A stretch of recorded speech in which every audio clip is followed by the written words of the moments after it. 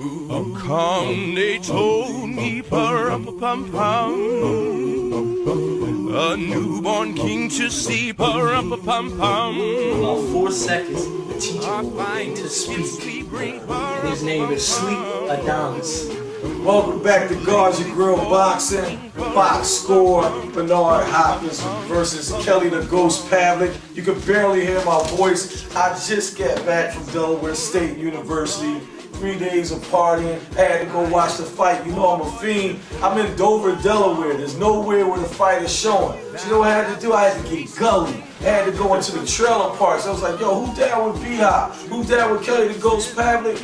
Anderson Holmes took care of me. The boy was in the trailer park. You was in the trailer park? The boys in the trailer park checking school and my peoples on how the fight was going to go. We're going to set it off like this. Got my man Cold Train. Got Ride or Die. And we're going to set it off like this. This show is called In the Name of Boxing. That's what I know we normally do the box score, but this is called In the Name of Boxing. Go ahead, Ride or Die. Explain why. Alright, well look, yesterday we saw a masterful performance. I was one, honestly, the egg is kind of in my face. I wanted Bernard to win, but thought he couldn't keep up his work rate,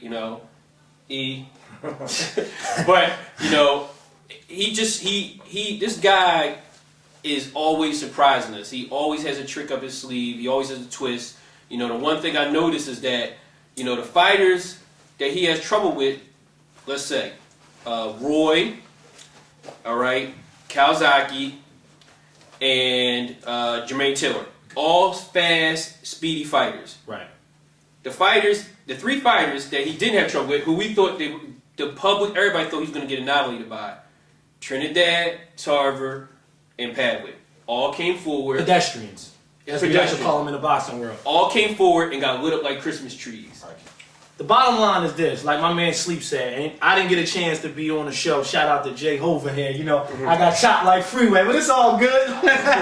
No, listen, man, I never thought Bernard would lose because of what Pavlik was going to do. It was more so, was he going to load up, was he going to, throw two pieces at a time and then get a BS decision by the judges. And I never thought Pavlik would knock him out, like some of this nonsense I was reading by these so-called experts. I just thought that the inactivity of Bernard would get Pavlik denied. But what we saw last night was what I be trying to tell y'all cats all the time. The sweet science beats violence. Again, the sweet science beats violence any day of the week. You see, for y'all young, up-and-coming, boxers out there or boxing fans, one thing you got to notice about Bernard, 2 things actually. Always look at his feet. His feet, he's never tangled up. He always got his feet in the proper place, and he keeps his chin tucked. His chin is always down in his chest. They said Bernard used to do a drill where he ate dinner with his chin tucked, just to get into that, to get into that regimen. He always kept his chin tucked. And another thing he does beautifully than anybody else in boxing, other than my man Floyd Money May or maybe James Toney, is roll with them punches, guys. Roll with them punches. Never caught anything flush. I always said a 1-2 would never beat Bernard Hopkins.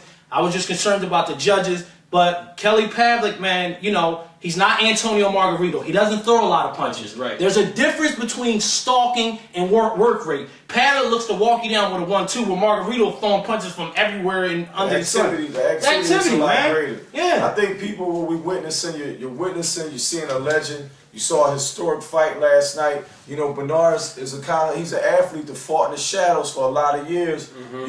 So we're witnessing. No, he's not an athlete. He's a technician. He's a technician. He's a technician. And I mean, truly, people, we try to be as honest as possible. I know y'all label us as biased because Bernard's from Philly. We are from Philly. But we look at the tangibles of a fight and we look what Bernard Hopkins brings to the table. Right. He's the athlete that's not super flashy. He fights and wins with his mind. Right. And he keeps his body in tune because of his mind and his focus. Right. And what we saw last night was a very young 43-year-old athlete. So that to be that dude's father, man. Very young. From the very beginning, in round 1, I was sitting there with my brothers in the trailer park. I said, look, man, when the last time you see Kelly not throw this many jabs? I was like, he's not comfortable. He couldn't find him with the jab. When he threw it, Bernard was circling to his right. Yep. So Kelly stopped throwing the jab. I was like, here we go. Here we go with the annihilation. Right. The breakdown, Bernard eats these type of fighters for lunch, and this we got to understand. Like my brothers Ride or Die, Coltrane explained. You know, they said fast, speedy, but very athletic fighters is who he has trouble with. People who can shoot from the hip, shoot different angles. Hot He's got a lot of shot. athleticism.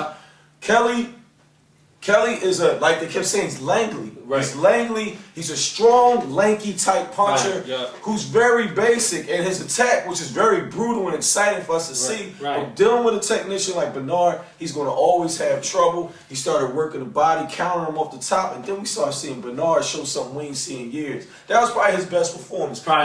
Leading with the one, throwing combos off the one, just being extremely aggressive, and very, he stayed focused throughout the whole 12 rounds. Shout out to Big Mike, to Freddie Roach, and Nas. Must have been on point because it looks like something. Let's get Nas. Unless they selling some Fountain of Youth water up in Acme.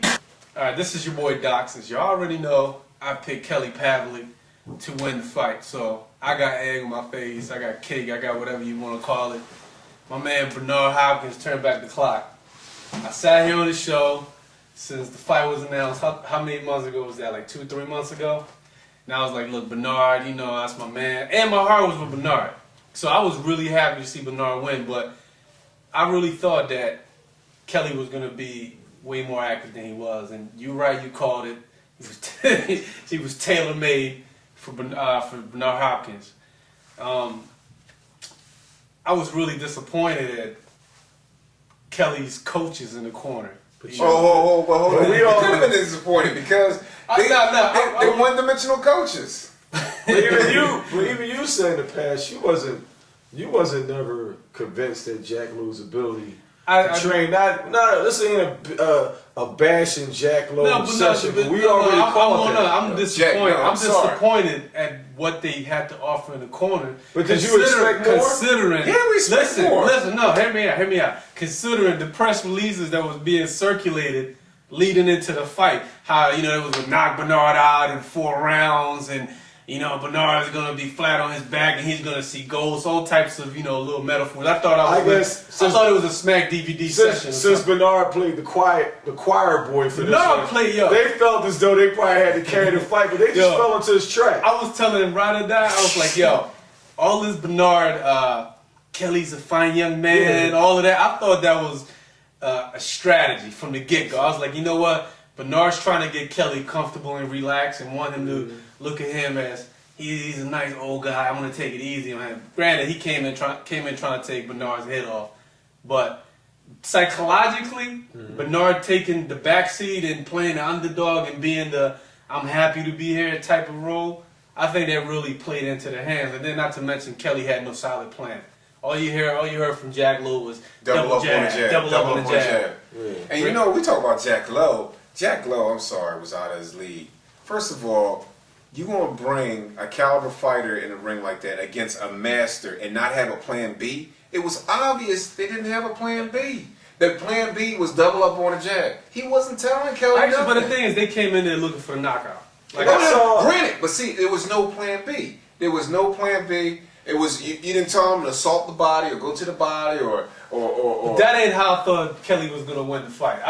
No doubt. I wasn't counting on Kelly to win the fight more than I was saying Bernard's gonna lose the fight by being inactive. He's gonna start strong and then he's gonna face like he did against Joe Kozaki. Right. But listen, Naseem Richardson, who we know, he's from Philadelphia, and I told a couple of y'all out there that Naseem, is he's a great trainer in my opinion. Y'all don't know a lot about him because he invested so much time in his sons, Rock and Tiger Allen, in their careers, and he does a lot of work with young fighters. Shout out to North Philly. So, Naseem his game has always been there. But what happened was, he had a setback, he had a stroke. So he missed a lot of Bernard's camp for the Kawasaki fight. Now he was in the corner, but he wasn't chief man. Right. So Roach got, he got the nod. So I don't know. I don't want to make excuses saying if Naseem would have been there, things would have been different. This just was a different. a different sweat. We saw that the machine was just tweaking. Did you hear them talking in the corner? I was amazed. It's like you got a high performance vehicle. Like you say, Bernard's a Beamer. And Nassim just know how to tune him up right. Just Exactly. get the steering, the alignment. He just got him. He put that 87 in him at first. Gross put that 87 in him at first. Then he put that 93 up. Exactly. Put that octane up in. But brag, man. Go ahead, y'all can shout let me get my. That's right. I want to get my first. How that started, the Chad Tarver show? Yeah, on the pod. You know I don't do that. I remember all of that. Go ahead. Oh, come ahead, on, man. You and Coltrane was feeling yourself something hard when y'all picked Margarito. We told him. We told him. We told him. That's Coltrane's I'm just as calm and serene as Phil Jackson winning his 6th title. Nah, rewind the tape. But here, first of all, I want to break down the Freddie Roach thing.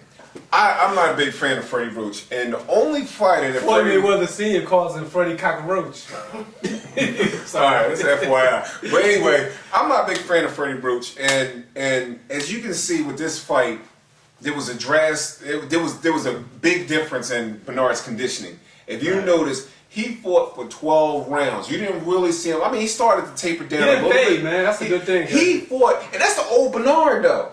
But then Bernard again, will fight you for 12 rounds. he didn't have somebody like Joe in front of him. It's a different type of fight. But